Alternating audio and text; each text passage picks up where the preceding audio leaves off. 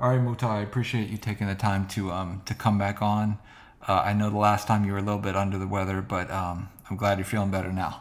Thank you, John, man. I'm happy to be back on, bro. And shout out to Yeah. Reggie. Yes, yes, he's doing I've been, better. I've He been, I've actually been. start He's doing walking. better.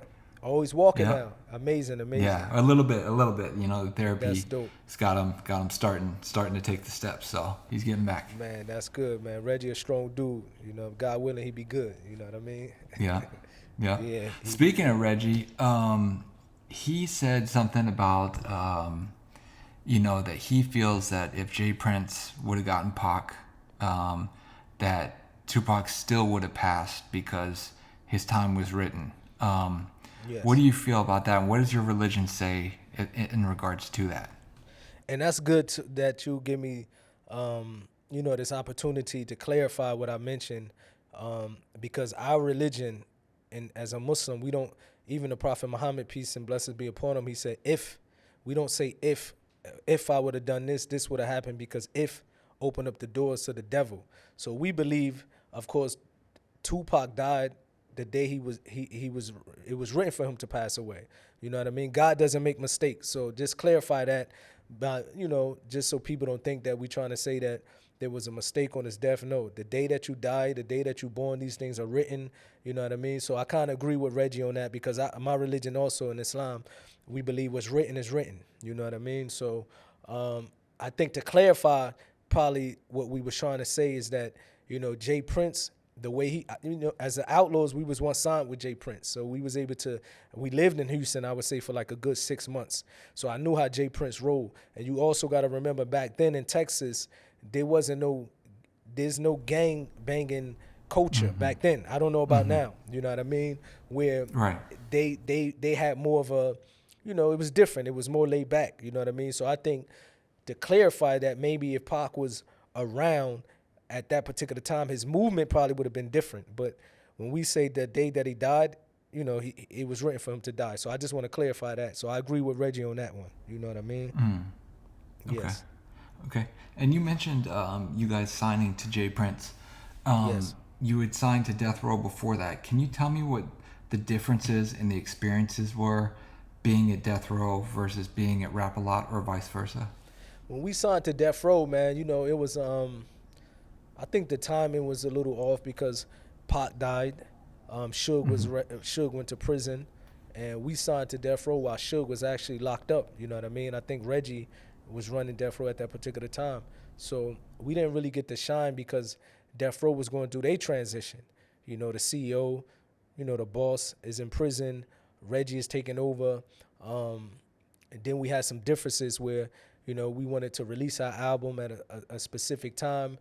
We felt Death Row wasn't moving fast enough for us, so we went, to court to get off of Death Row. You know what I mean? I remember we had a meeting with the Outlaws, and we said, you know what, it's best for us to just leave Death Row. And the type of dude that I was, because Suge was in prison, I just felt it wasn't an honorable thing to just send him, a letter from a lawyer. So I said to the rest of the Outlaws, I said, before we, send a letter saying that we want to get Death Row, I feel it's right that as a man, I go look at Suge. I wasn't even a man. I was a young man, 17 years old, 18 years old, 20 years old maybe. As a young man, I felt like it was right for me to go to the prison, look at Suge face to face and tell him we want to get off of Death Row Records. And that's what I was able to do. Actually, Reggie is the one who took me to the prison. And, I remember walking inside and going to Suge and said, we want to get off. And I remember Suge exact words was like, "Man, we ain't gonna hold nobody who don't want to be down."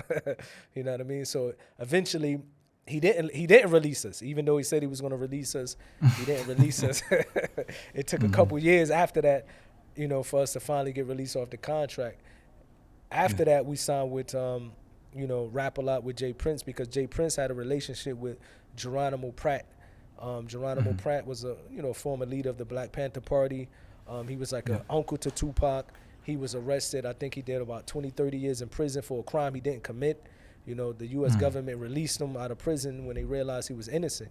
You know what I mean? So he had a relationship with Jay Prince. Jay Prince, he always reach out to people like that was influential in the community in a positive way. You know what I mean? Same way he doing with Larry Hoover now. So we get a call, I believe, from, we always knew who Jay Prince was, and Rap A Lot Records, of course, they legendary. You know what I mean? So we get a call. I think it came through Geronimo Pratt. We flew to Houston, met Jay Prince, and we felt at home. You know what I mean?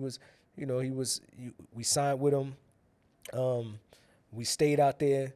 I think the first songs we ever done with Jay Prince, believe it or not, was with Lil Wayne. It was the first time we went to Houston and recorded.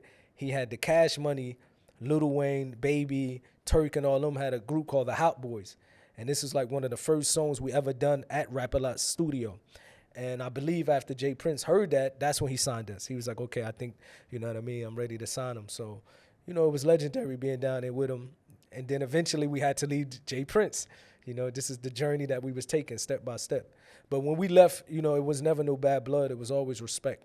He was one of the persons that I could say in the music industry that if he gave his word, he kept it, you know? Mm-hmm.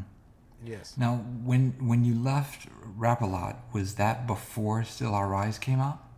We left Rap A Lot before Still I Rise record came out, yes.